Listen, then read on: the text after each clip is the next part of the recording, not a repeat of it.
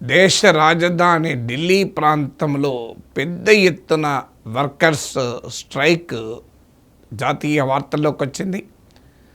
గుర్గావ్, ఫరీదాబాద్ నుంచి మొదలుకొని నోయిడా వరకు పెద్ద ఎత్తున ఫ్యాక్టరీ వర్కర్లు నిరసనలు తెలిపారు. వారికి మద్దతుగా ఈవెన్ డొమెస్టిక్ వర్కర్స్, ఇళ్లలో పనిచేసే పని మనుషులకు కూడా నిరసనలో పాల్గొన్నారు. దాన్ని ఉత్తరప్రదేశ్ ప్రభుత్వం చాలా కఠినంగా నిర్బంధంతో అణచివేసింది. కొంత హింసాత్మకం కూడా జరిగింది. సో ఈ నిరసనలకు కారణం ఏంటి? సడన్గా దేశ క్యాపిటల్లోనే వికసిత భారత్లోకి వెళ్తున్న సమయంలో కార్మికులు తమ వికాసం కొరకు ఎందుకు తిరగబడ్డారు? సో దీనికి కారణం ఏంటి? సాధారణంగానే ప్రభుత్వం ఎవరు ఎక్కడ పోరాటాలు చేసినా వారిపైన ఒక ముద్ర వేస్తుంది. రైతులు పోరాడితే వీళ్ళని ఖలిస్తాన్ వాదులు అన్నారు. ఇప్పుడు వర్కర్స్ పోరాడితే దీని వెనకాల పాకిస్తాన్ ఉంది అని చెప్పేశారు. సో వాళ్ళందరినీ దేశద్రోహులుగా ముద్ర వేశారు. ఎందుకంటే ఆ రకంగా ముద్ర గుజరాత్లో నా గుర్తు ఈవెన్ నిరసన తెలిపినటువంటి ప్రభుత్వ ఉద్యోగుల పైన టాడా పోటా కేసులు కూడా వేసిన సందర్భాలు ఉన్నాయి. సో అందువల్ల ఇలా ముద్ర వేయడం అనేది ఆశ్చర్యమే కాదు. కానీ ఇది కేవలం నోయిడాలో జరిగిందా, ఫరీదాబాద్లోనే జరిగిందా, గుర్గావ్లోనే జరిగిందా? మీకు ఇటీవల కాలంలో సిరీస్ ఆఫ్ లేబర్ ప్రొటెస్ట్ దేశమంతటా జరిగింది. తమిళనాడులో శాంసంగ్ ఫ్యాక్టరీలో జరిగింది. అంతకుముందు నార్త్లోనే మారుతి కంపెనీలో పెద్ద ఎత్తున ప్రొటెస్ట్ జరిగాయి. మీకు తమిళనాడులోనే కాదు, దేశంలోని అనేక ప్రాంతాల్లో ఈ నిరసనల వెనక, అంటే సౌత్లో తమిళనాడు నుంచి నార్త్లో నోయిడా వరకు కామన్ ఇష్యూస్ మనకు కనబడుతున్నాయి. మీకు 2024లో శ్రీపెరంబదూరులోని శాంసంగ్ ఫ్యాక్టరీలో పోరాటం. శాంసంగ్ ఎంత ప్రపంచంలో పేరుగాంచిన కంపెనీ, కానీ అక్కడ మినిమం వేజెస్ లేవని, కార్మికులు నిరసన తెలుపుకోవటానికి ఆర్గనైజ్డ్ యూనియన్స్గా ఫామ్ చేసే హక్కులు లేవని, ఓవర్ టైంకు కూడా పేమెంట్ ఇవ్వడం లేదంటూ కార్మికులు సమ్మెబాట పెట్టారు. సిమిలర్ డిమాండ్స్ ఇప్పుడు నోయిడాలోను, ఫరీదాబాద్లోను, గుర్గావ్లోను కూడా వినిపించాయి. ఆ తర్వాత ఇటీవల Indian Oil Corporation Limited refinery పానీపట్లో మాకు 8 hours వర్కింగ్ డే ఉండాలి, 8 గంటల పని దినాలు ఉండాలని చెప్పి ఐఓసిఎల్లో కార్మికులు రోడ్డెక్కారు. అలాగే ఎన్టీపీసీలో జరిగింది. రాయ్పూర్లో అదానీ కంపెనీలో కూడా ఇదే రకమైన కార్మిక నిరసనలు చూసాం. సో ఈ నిరసనలు అన్నిటి వెనకాల కామన్ ఏంటంటే లో వేజెస్, తక్కువ వేతనాలు. ఇప్పుడు మీకు నోయిడాలో కార్మికులు పోరాడింది 18,000 కొరకు, 18,000 నెలసరి వేతనం కొరకు పోరాడారు. సో నోయిడా లాంటి ప్లేస్లో 18,000 కూడా లేకపోతే ఒక ఫ్యామిలీ ఎలా బతుకుతుంది? అది కార్మికుల ప్రశ్న. కంపెనీలకు భారీగా ప్రాఫిట్స్ వస్తున్నప్పుడు మమ్మల్ని ఇంత తక్కువ వేతనాలతో ఎందుకు పని చేయించుకుంటున్నారని. అలాగే వర్కింగ్ అవర్స్, డేలో 8 గంటలు పని చేయాలి అనే డిమాండ్తో కార్మికులు ఎక్కుతున్నారు. ఇటీవల కేంద్ర ప్రభుత్వం మార్చిన లేబర్ లాస్లో 12 hours వర్కింగ్ డేగా ఎక్స్టెండ్ చేశారు. సో అందువల్ల మీకు చాలా కంపెనీల్లో వేతనాలు పెంచకుండా బలవంతంగా 12 గంటలు పని చేయించుకునేటువంటి పరిస్థితి ఉంది. దాంతోపాటు సేఫర్ వర్కింగ్ కండిషన్స్, పనిచేసే చోట ప్రమాదాలు జరుగుతుంటాయి కనుక సురక్షితమైన పని పరిస్థితులు ఉండాలని మన దగ్గర కూడా విశాఖపట్నంలో, హైదరాబాద్ సమీపంలో ఫ్యాక్టరీల్లో ప్రమాదాలు జరిగి సేఫ్టీ కండిషన్స్ సరిగా పాటించలేదని కారణాన కార్మికులు చనిపోయిన ఉదాహరణలు కూడా ఉంటాయి. సో దేశవ్యాప్తంగా కార్మికుల పోరాటాలకు కామన్ డిమాండ్స్ ఇవిగా కనబడుతున్నాయి. ఈ ప్రొటెస్ట్లను మనము విడివిడిగా చూస్తే విషయం అర్థం కాదు. Overall Indian labour market conditions with some exceptions ఏ రకంగా ఉన్నాయన్న దానిపైన ఆధారపడి ఉంటుంది. మీరు ఇండియన్ లేబర్ మార్కెట్లో ఉన్న కామన్ కండిషన్స్ లో వేజెస్, చాలని జీతాలు, 2 ఇర్రెగ్యులర్ పేమెంట్స్, నెలసరిగా సరైన సమయానికి సాలరీ ఇవ్వకపోవడం, 3 ఏ రకమైన రిటర్న్ కాంట్రాక్ట్లు లేకపోవడం, 4 సోషల్ సెక్యూరిటీ ఏది సామాజిక భద్రత లేకపోవడం. 5 వర్కింగ్ కండిషన్స్ ఇన్హ్యూమన్గా అమానుషంగా ఉండడం. 6 సేఫ్ వర్క్ ప్రాక్టీసెస్ అంటే సురక్షితంగా ప్రమాదాలు జరగకుండా ఉండేలా లేకపోవడం. 7 ఇటీవల లేబర్ కోడ్లతో చట్టబద్ధం కావడం 12 అవర్స్ పని విధానం కూడా. 8 ఏ రకమైన లీవ్స్ కానీ అలాంటి ఫెసిలిటీ కూడా వెసులుబాటు లేకుండా పోవడము. 9 ఓవర్ టైం వర్క్ చేసుకున్న దానికి తగినట్టుగా వేతనాల్లో ఎలోయెన్సెస్లో ఇవ్వకపోవడం.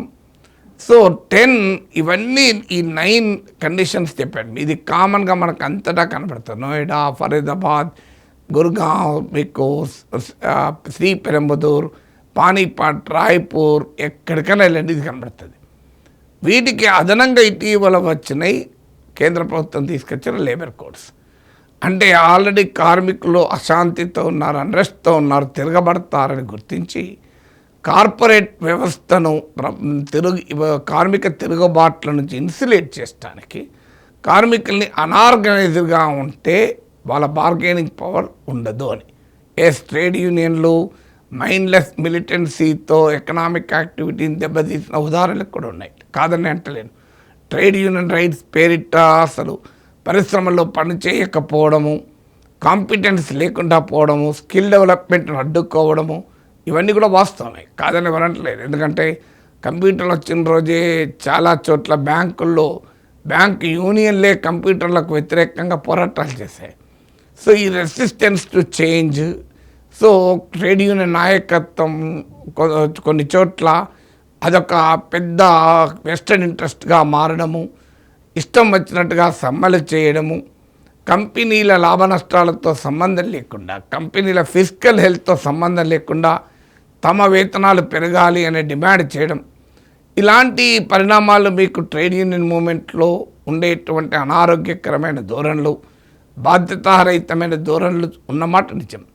కానీ ఆ ఎక్స్ట్రీమ్ నుంచి తీసుకెళ్ళి అసలు కార్మికులకి హక్కులు ఉండాల్సిన అవసరం లేదు, వాళ్ళ సేఫ్ వర్కింగ్ కండిషన్స్ అవసరం లేదు, వాళ్ళని యంత్రాల్లాగా మరమనుషులాగా ఎన్ని గంటలైనా పని చేయించుకుంటాం, వాళ్ళకి లీవ్ ఇవ్వాల్సిన అవసరం లేదు, సమయానికి మంత్ అయిపోయిన శాలరీ ఇవ్వాల్సిన అవసరం లేదు, ఎంతైనా చేస్తాం, ఎంత తక్కువ వేతనాలతో నికృష్టమైన జీవన స్థితిగతులు ఉన్నా కూడా పట్టించుకోం అనేది కూడా ఇంకో ఎక్స్ట్రీమ్. సో దీనికి ఇటీవల లేబర్ కోడ్స్ ఒక రకంగా క్యాపిటల్ అండ్ లేబర్ ఈ బార్గెన్లో క్లియర్గా క్యాపిటల్కు అనుకూలంగా నిలబడ్డది. ఈవెన్ ట్రేడ్ యూనియన్ రైట్స్ని కూడా కట్టేలు చేశారు. కాంట్రాక్చువలైజేషన్ విపరీతంగా పెరిగింది. ఇప్పుడు మీకు మ్యానుఫ్యాక్చరింగ్ సెక్టార్ మొత్తంలో కూడా ఈ కాంట్రాక్ట్ గవర్నమెంటే కాదు, మ్యానుఫ్యాక్చరింగ్ సెక్టార్లో కూడా కాంట్రాక్చువలైజేషన్ పెరగడం వల్ల ఏ రకమైన హక్కులు లేని పరిస్థితి ఉంది. అందుకే ఈ రకమైన స్పాంటేనియస్ ప్రొటెస్ట్ మీకు నోయిడాలో జరిగింది. వివిధ ఫ్యాక్టరీల నుంచి వచ్చిన కార్మికులు స్పాంటేనియస్గా ఒక చోట గుమికూడి పెద్ద ఎత్తున పోరాడారు. సో దీనికి ఇది లేబర్ కోడ్స్ తర్వాత ఇటీవల వచ్చిన పరిణామము ఎనర్జీ ప్రైసెస్ పెద్ద ఎత్తున. మీకు వెస్ట్ ఏషియా వార్ వచ్చాక మీకు గ్యాస్ ధరలు గణనీయంగా పెరిగాయి. మీకు గ్యాస్ దొరకడము కష్టమైంది. గ్యాస్ సిలిండర్ కావాలంటే బ్లాక్ మార్కెట్ మొదలైంది. ఫుడ్ ఇన్ఫ్లేషన్, ఆహార ద్రవ్యోల్బణం పెరిగింది. అంటే దాంతో ఆల్రెడీ సాలరీస్ తక్కువ, వర్కింగ్ కండిషన్ దారుణంగా ఉంటాయి, పైగా వారికి ఎకనామిక్ బర్డెన్ విపరీతంగా పెరిగింది. ఇప్పుడు నోయిడాలో అయితే 1/6 ఆఫ్ ద ఇన్కమ్, ఒక నెలలో సంపాదనలో 1/6 కేవలం ఎనర్జీ పైన అంటే గ్యాస్ పైన పెట్టేటువంటి పరిస్థితి. ఆల్రెడీ ఈ మహానగరాల్లో ఈవెన్ రెంటల్ అకామిడేషన్ కూడా చాలా కాస్ట్లీ అవుతుంది. సో ఆ ఖర్చు ఎక్కువ, ట్రాన్స్పోర్ట్ ఖర్చు ఎక్కువ ఉంటుంది.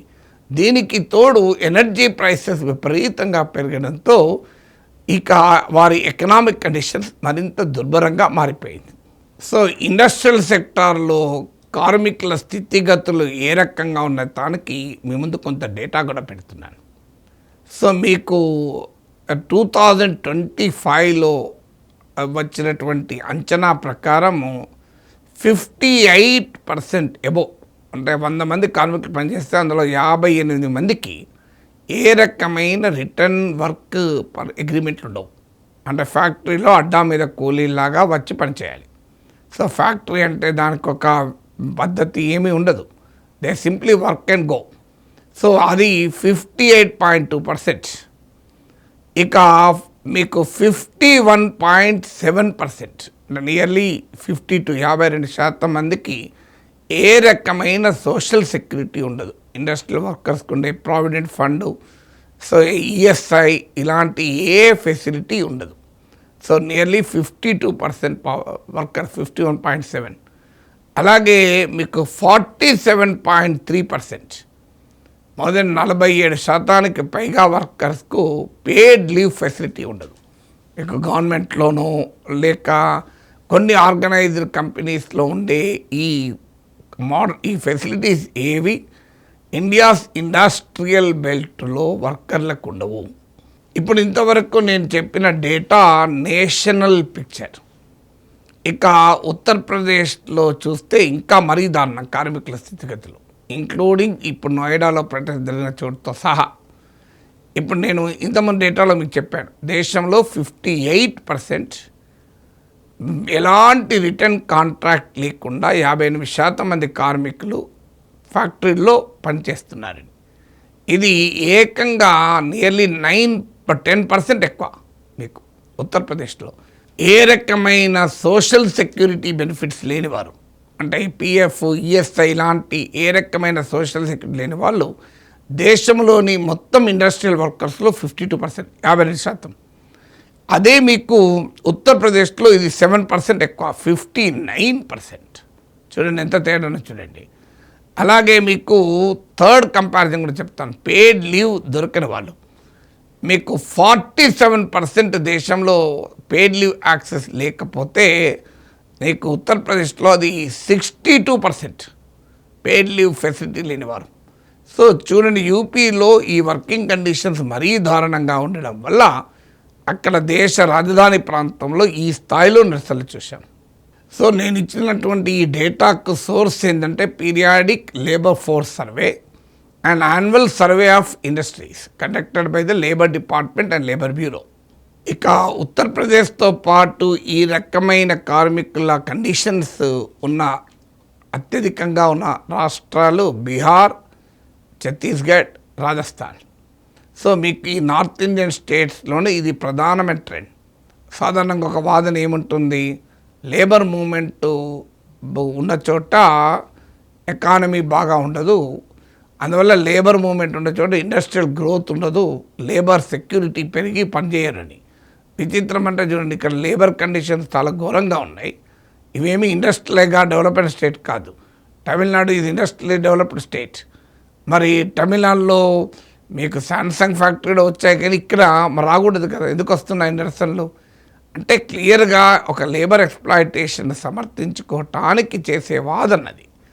మీకు ఇక ఈ పరిస్థితులకు కారణం ఏంటి, దేశం మొత్తం మీద ఇండస్ట్రియల్ ఎంప్లాయ్మెంట్లో కాంట్రాక్చువలైజేషన్ గణనీయంగా పెరుగుతోంది. మీకు నరేంద్ర మోడీ ప్రైమ్ మినిస్టర్ అయినప్పుడు 2014-15లో భారతదేశంలో ఉన్న టోటల్ ఇండస్ట్రియల్ వర్కర్ ఫోర్స్లో 35% కాంట్రాక్ట్గా పనిచేసేవాళ్ళు. ఇప్పుడు కాస్త 2023-24కి వచ్చే వరకు ఇది 42% పెరిగింది.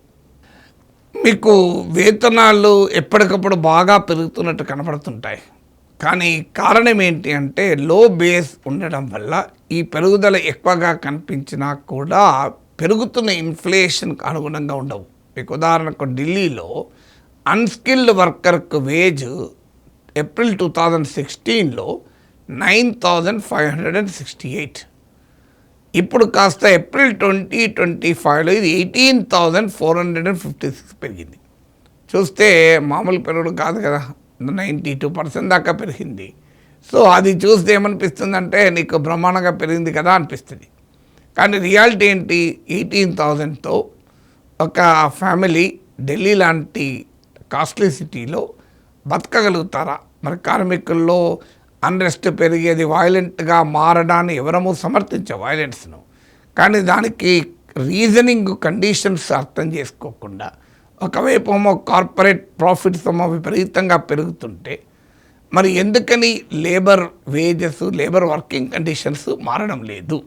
ఇప్పుడు నేను చెప్పినటువంటి వేజ్ ఢిల్లీ లాంటి బిగ్ సిటీకి, మీకు ఉత్తరప్రదేశ్లో మినిమం వేజ్ ఏప్రిల్ 2016లో 7,107, ఇది కాస్త ఓవర్ 11,000కి పెరిగింది ఏప్రిల్ 2026 వరకు.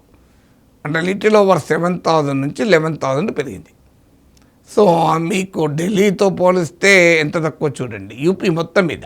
సో అందుకే మీకు ఉత్తరప్రదేశ్లో ప్రధానంగా ఈ అన్రెస్ట్ పెరగటానికి కారణం దేశవ్యాపితంగా కార్మికుల స్థితిగతులు బాగాలేవంటే ఉత్తరప్రదేశ్లో ఇంకా బాగాలేకపోవడమే కారణం.